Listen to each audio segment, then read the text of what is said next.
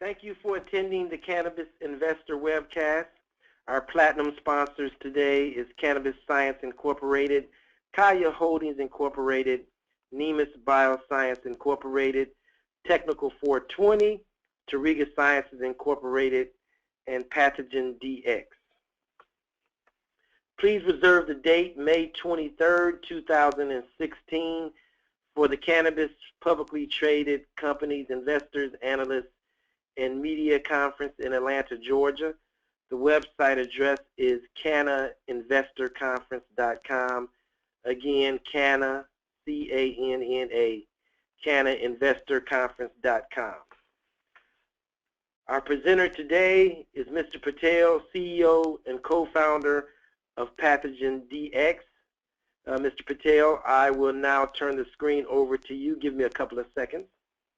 Let me just start again. Good morning to everybody, and good afternoon to those on the East Coast.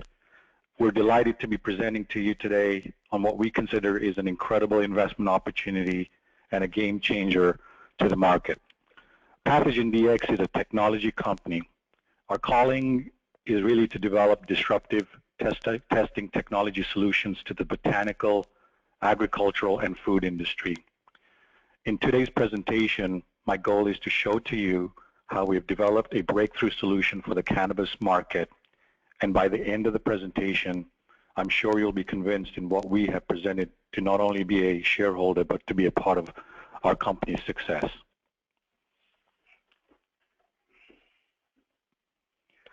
We all know the industry is in hyper-growth mode.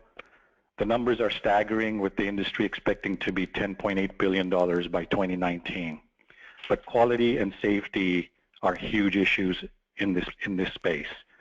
The states are starting to mandate testing, with Colorado being the first and others following suit. And labs that are traditionally experienced in potency testing are being stretched in terms of resources, knowledge, and capacity to address the other tests that are mandated by these states. They're struggling with the sample prep process. They're struggling financially in terms of investment, and today's test is slow, expensive, and not scalable. But why does this matter? Well, we're all very familiar with the concept that any plant that is grown for consumption stands a risk of bacteria, fungus, and mold being present if the conditions that they're grown in are not controlled. And when it comes to consuming for recreational purposes or consumption for medicinal purposes, there's a significant risk from a human health standpoint. And that's the very reason why the states have passed the legislation for this reason. The challenge is that no test that is available today that can accurately measure the half a dozen or so pathogens for microbial contamination quickly, cost effectively, and without the need to throw bundles of people or equipment and consumables. And this is where Pathogen Dx is making a difference. What we've delivered is a genetic level test that is better in all aspects. We have simplified the sample prep process, making it faster. We've multiplexed the test, allowing for analysis of hundreds of samples in parallel, while simultaneously analyzing multiple pathogens at once. This not only allows to improve both the revenue per unit time within the labs, who would be our customers, as well as helping them with lab capacity without adding additional square footage and footprint. And we've built in scalability without having to add more equipment and people. And our test fits naturally into the lab workflow, helping reduce cost. Because of the nature of our test, isolating down to the pathogenic DNA, we offer much better sensitivity and specificity to today's test. But why Pathogen Dx? Well, our technology is protected. We have a deep intellectual patent portfolio that's good through the middle of the next decade. And it is licensed exclusively from a worldwide exclusive license to Pathogen Dx from the parent company. We have a very experienced leadership team that covers all aspects of both scientific research as well as corporate growth and financial ability. Our technology has been proven from over $9 million in highly competitive NIH funding, where we developed the original technology platform specifically in the area of medical testing. And now we're applying the power and the strength of our technology to the cannabis market, where the test is less complex to develop and as straightforward to deliver to the market. And to date, we have 100% buy-in from those labs interested in needing and wanting our test solution. On the numbers side, we expect to be a $45 million company by 2020, cumulatively generating close to $100 million by that time frame. Because of the ultra-low cost of our test, our margins will be in excess of 80%, with operating margins greater than 65%. We're seeking $2 million in investment, $700,000 primarily from beta validation to collaborate with labs, doing the final quality assurance and pre-launch activities, and $1.3 million for commercialization. With such a low investment hurdle, we have a straight path to revenue. Our investors will realize a double-digit ROI within 1.5 years. With the current states that have legislated recreational and medical marijuana, we estimate that at a very conservative level, the market will be $300 million. This does not even include California or the other states. There is a significant push for medical marijuana to be tested similar to the retail market. And we expect that in 2016, this will be a pivotal year when this will happen and volumes will start increasing. Our customers would be the labs that have been certified by the states. And as shown on the lower left, we've given you just an example of who we will be targeting in Colorado and Washington. And the list on the bottom right is a list of the pathogens that would be tested using our technology, which covers the Colorado state standard. And as you can see, there's 7 different pathogens that are currently regulated by the state of Colorado. So let's talk about our competition. What you see on this slide is really, at the top, 2 of the key competitive technologies. The main test that is run today is the classic plate count, or otherwise more commonly known as the Petri dish test. You have to culture the bacteria or the mold in a dish. Prior to this, there is a pre-enrichment and an enrichment step that is required that usually takes anywhere from 18 to 24 hours to get it to the test before you can test it. Although it requires minimal capital investment and the actual test prep, it can be hazardous to lab technicians. And the challenge is being able to tell the difference between a good pathogen versus a bad pathogen.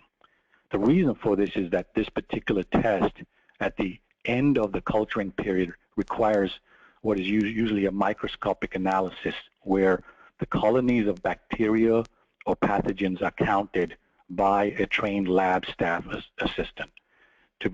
And so this is where it becomes costly, because effectively more time is taken up in terms of culturing it, and then it's costly from a lab resource perspective. The cost per pathogen for this test is roughly $7 per pathogen, and a minimum of 4 days to get to the results. With such a high value crop, time is of the essence, and this test simply takes too long and is too costly. The alternate technology on the right side is called real-time PCR. This is the closest to a genetic level test where a panel is tested for gene expression. It is quicker, where the test per pathogen can be done within 2 to 3 days, but it still takes pre-enrichment and enrichment steps, needing anywhere from 18 to 24 hours. It needs proprietary consumables and reagents, which are costly, and the capital expenditure is usually anywhere from $80,000 to $100,000. This test likewise is costly, anywhere from $13 per test per pathogen for each qPCR reaction, and it cannot do multiple pathogen testing. So what does Pathogen Dx's test do to address these challenges? What you see on the bottom right, low portion of this slide is our test process, which can be done in less than 6 hours. It avoids the need for pre-enrichment, enrichment steps that are needed for both of these technologies, whereas ours don't.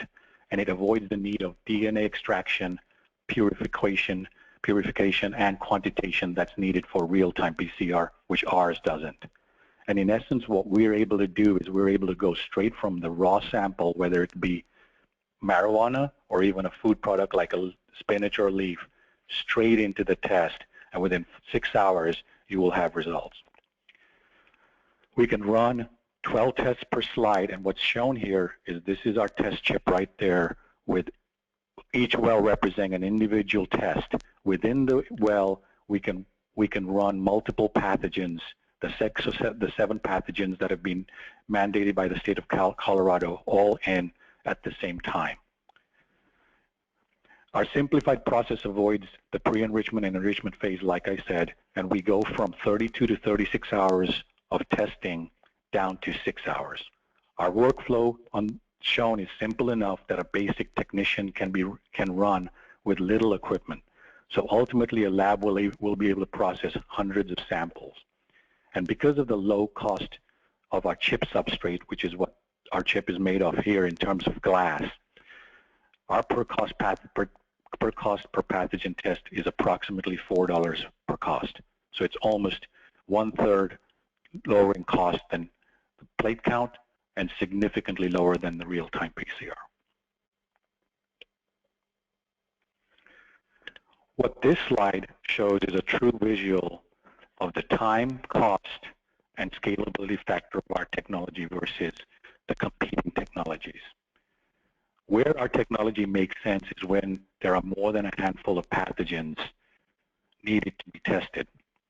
And as we all know, regulatory bodies are notorious for adding more and more regulations in terms of requirements. So we know that more pathogens over the time, this is not an if, but when, will be required, and our technology will be more and more compelling to this space. At the end of the day, our test will be 30% more cost efficient to administer in the labs, 4 to 6 times faster, and 10 times more scalable than any of the other competing technologies. You will also see 2 testimonials from cannabis testing labs that we have been working with for the better part of a half a year in terms of the development of our test. They've been running real-time samples, and they've already endorsed the need for our test and have voiced the input into the benefits of our technology. So is this really a myth or a reality? Well, what I'm showing to you here is really the proof. Without getting too much into the technical weeds or the details, what this slide shows to you is the top left image is really a gel electrophoresis result, clearly showing that we're successfully amplifying the target organism from both purified DNA, known to be a positive for a select bacteria and fungus, as well as the raw sample suspected of pathogenicity from a cannabis leaf wash or a tape pull. The presence of a band at the molecular weight shown indicates we're amplifying our target organism for both purified control samples as well as the raw sample from a tape pull or a leaf wash, as you can see right there. On the bottom left is an image, and this is the classic image that would be resulting from each of the tests of a cannabis sample from the individual wells of our test. And at the end of the day, what this means is the green means a detection of a pathogen, and red means just general probe location. In other words, a negative result.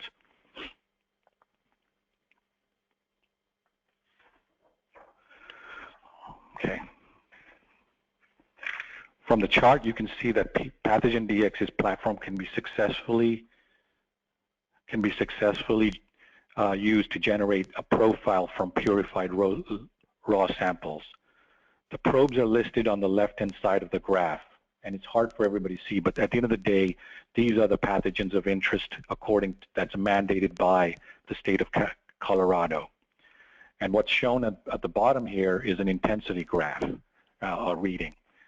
And for every probe, a purified DNA sample is verified for strain identification when it's run and is represented by a colored bar. So what happens here is if you get a signal, it's confirmed with a control. In other words, we have controls for each of these pathogens as a control point in our test to ensure that you are not getting a false positive or a false negative. And that's the key takeaway with respect to the results that are analyzed off of our tests.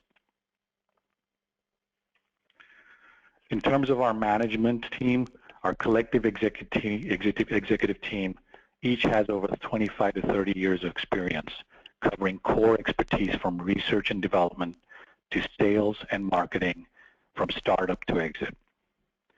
Our technology was invented by our research and scientific team that has developed the original patents.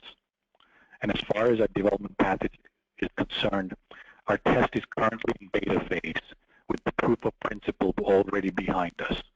And we're currently in optimization right now with our labs currently running field samples, and we're refining the design for optimized performance. We're adding more pathogens of interest that intersect both the human health as well as the crop standpoint.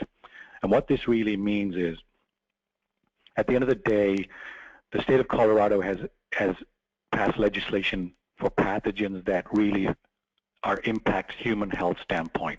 But we also know that growers have challenges. If there's mold or bacteria or fungus that is a plant pathogen that does not impact human health, they are also interested in wanting to know so that they don't have an issue of potentially losing their crop. So our chips, our test will have the benefit of meeting both that regulatory requirement that are interested for the states as well as the growers to protect their crops. So we expect to have our test available by early Q4 of this year. In terms of go-to-market, we expect a two-phased launch. As I mentioned, 1.0 would be the launch of the state-mandated pathogen test for human health by the end of this year. And early next year, we believe, prior to 2017, we would launch the pathogen test for plant health to the growers. Our sales approach would be through reps, distributors, and e-commerce. Our validation labs will be our first customers. They have already expressed an interest to have the technology available now, and given the time, cost, and capacity constraints labs are facing, we believe that the smaller labs will become early adopters of our technology. Let's think about that for a second. No capital investment needed, huge time and labor savings, improved throughput and productivity, and a test that is quantitative as anything in the market today. We will present white papers showing the performance of our test versus the competitive technologies at trade shows, and we plan to increase our brand through website advertising and promotions and online ordering. As part of our strategy, we are also in the process of delivering a handheld solution that drives mobility and portability for in-field testing and throughout the entire value chain. We believe that delivering this type of solution will dramatically compress the time to test for not only for our customers in the cannabis industry, but also in food, agricultural, and environmental testing. Our base PDX design is complete. We are in the process of cross-referencing pathogens across the different markets to also deliver our PDX-A test for food and agriculture. And as we develop this, we plan to roll out our mobile platform for these markets that help test at each of the value chain or supply chain, if you may, points. That would be distribution centers, ports of entry, and processing plants. The table on the lower right is the validation of the results from the imaging of our development version of the PDX-C test for bacteria, mold, and fungus as regulated by the testing under Colorado law. And as you can see, this basically shows all of the pathogens that are currently mandated and the results off of our imaging relative to controls within the specific test, within the specific design of the test.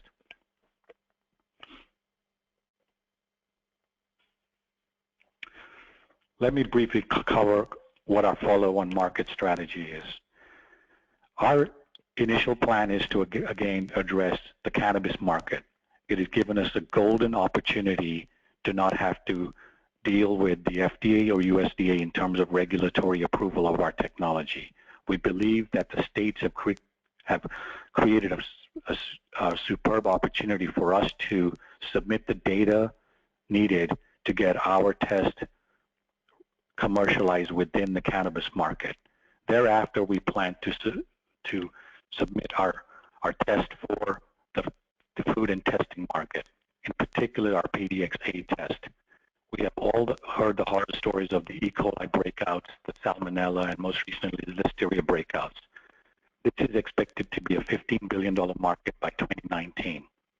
Additionally, the Food Safety Modernization Act that was passed back in 2012 is calling for improved testing technologies that are rapid, that reduce time and cost, and the expected growth of this market goes from 822 million pathogen tests in 2010 to close to 1.1 billion by 2018. That's a 34% growth. The same pathogens that are important to the cannabis industry are important to this industry.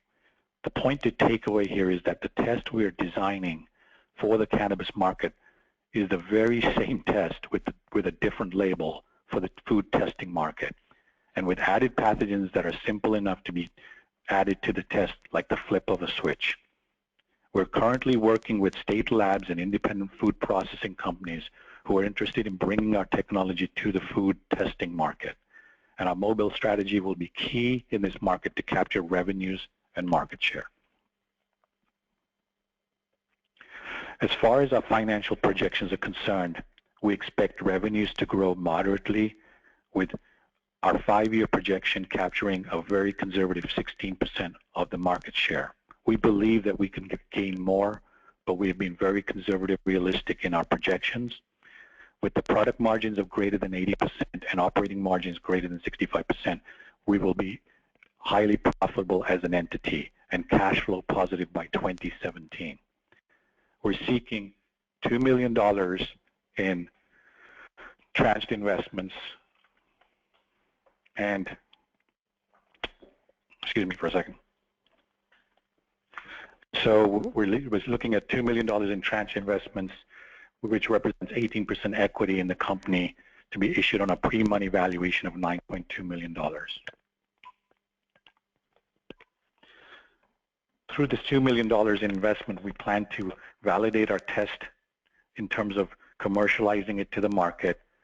$750,000 to $750,000 will be needed for optimization, beta testing, quality assurance, and pre-launch. And $1.2 million needed for commercial launch. I'm sorry, I just completely forgot to flip the slide. We're less than actually 3 months away from launch in terms of revenues now, since we're right now in beta testing, and we expect to be profitable by 2017. Finally, let me just give you a quick summary of this. The deal does not get any better than this. The risk has been eliminated. Our technology is proven. It's validated by actual customers in the market space, and our value proposition is confirmed by the customer. So to summarize, why is Pathogen Dx the ideal investment? 1, it's quick product development for immediate revenue generation. 2, we have patented technology, so we are protected from a competitive advantage. 3, no regulatory hurdles such as the FDA. 4, we believe that we have delivered the golden standard in cannabis, food, and agricultural markets in terms of microbial pathogen testing. We have an experienced management team, and the financials speak for themselves. They're highly lucrative with a high return that would yield a significant ROI for you as the investor. So finally, I wanted to thank everybody for the time today, and now I'm happy to take questions. Give me a couple of seconds to queue up questions.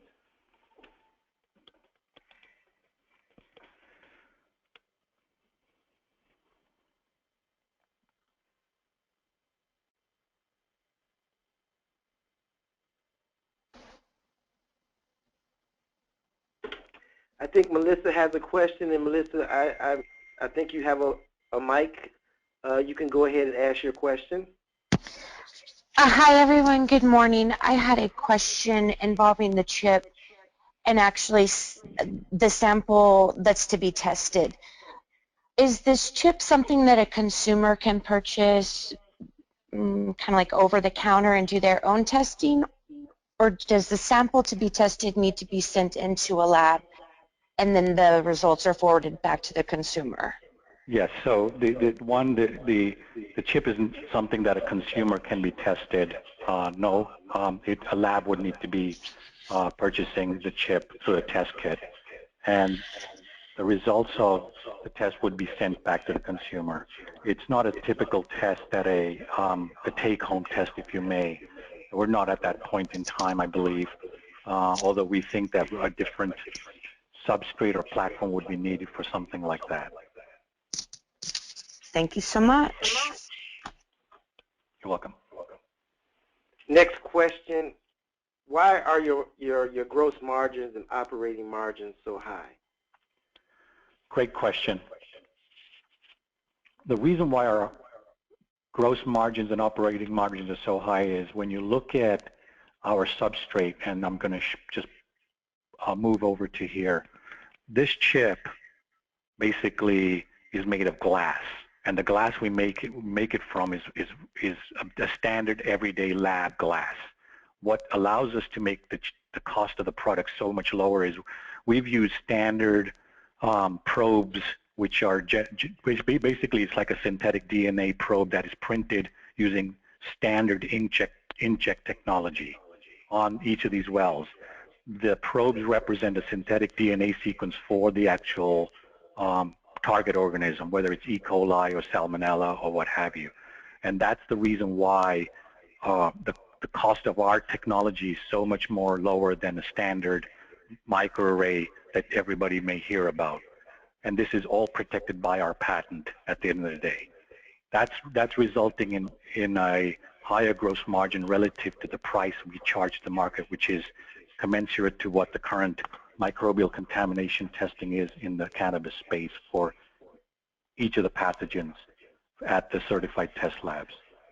Operating margins are a function of just running, standard fixed costs. So when you have a very high gross margin, whatever your fixed cost is, your fixed cost to actually, manufacture, sell, and run your overhead operations, that'll flow straight through, and that's the reason why we have high gross margins as well as operating margins.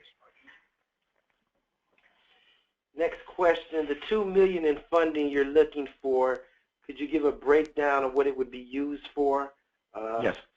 For instance, customer acquisition, technology, operations. Right. So, and I apologize I didn't go through this in clearer detail when I was presenting. What we would like is basically the first tranche would be more like $650,000 effectively. That would be broken out by confirming our beta design of the chip, validating it at collaborating labs, and doing the QA, meaning the quality assurance needed to ramp up from a production perspective, and doing pre-launch activities with each of the target labs in each, with the customer base in each of the states we want to target. So that's roughly $650,000. Thereafter, we would need about $1.3 million for manufacturing ramp up, sales and marketing launch in terms of hiring the sales reps, the customer service reps, technical reps, to basically launch the product and go to market to generate revenue.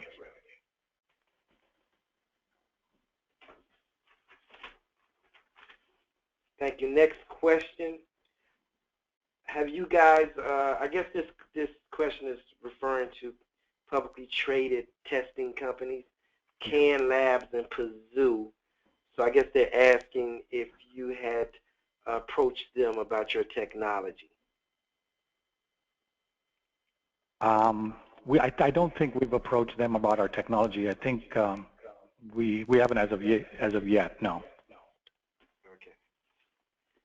Okay. And I don't think I saw those guys on your list, but they are. If you don't know who they are, they're publicly traded testing facilities.